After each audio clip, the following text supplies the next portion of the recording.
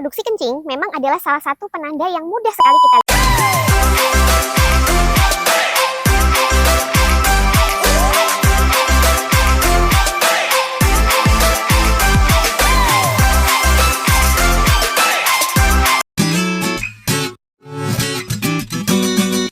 Satu, jarang kencing atau sering kencing, tanda ada masalah ginjal. Produksi kencing memang adalah salah satu penanda yang mudah sekali kita lihat untuk menunjukkan fungsi ginjal itu masih baik. Jadi kalau ada penurunan produksi kencing atau malah kelebihan terlalu banyak produksi kencing atau ada masalah dari kencing itu sendiri, itu sangat bisa menandakan adanya gangguan ginjal. Dua, penyakit-penyakit, apa yang bisa komplikasi ke gagal ginjal? Kalau ini konteksnya gagal ginjal kronik, sebetulnya ada beberapa penyakit yang memang sangat mungkin menyebabkan kerusakan ginjal sesuai dengan perjalanan penyakitnya yang semakin lama. Yang pertama diabetes, hipertensi, autoimun, penyakit asam urat, penyakit kanker, dan yang terakhir penyakit liver kronis. Ketiga, penurun obat, asam urat, apakah merusak ginjal? Enggak ya, jadi yang merusak ginjal itu justru adalah kondisi asam urat yang tinggi dan berlangsung lama.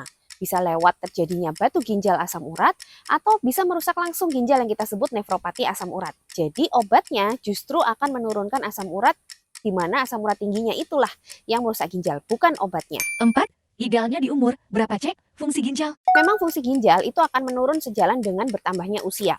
Jadi pada usia lansia itu pasti ya harus ngecek fungsi ginjal juga. Tapi kalau penyebab-penyebab penyakit metabolik itu sebetulnya juga menjadi penyebab terbanyak gagal ginjal. Dan penyakit-penyakit metabolik ini bisa diderita orang dari segala usia.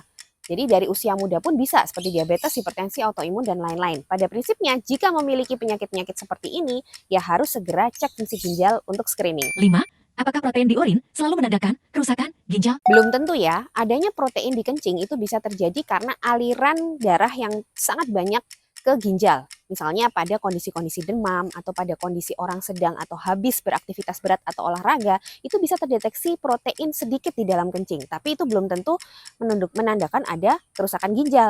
Yang penting harus dicek berulang ya. Kalau memang protein urianya itu menetap, baru kita harus evaluasi apakah ada kerusakan ginjal di situ. Enam, apa beda kreatin dan kreatinin? Kreatin adalah hasil metabolisme protein terutama di otot. Sedangkan kreatinin itu adalah hasil metabolisme kreatin yang dibuang melalui ginjal dan akhirnya ada di dalam kencing. Tujuh, kolesterol tinggi, apakah bisa merusak ginjal?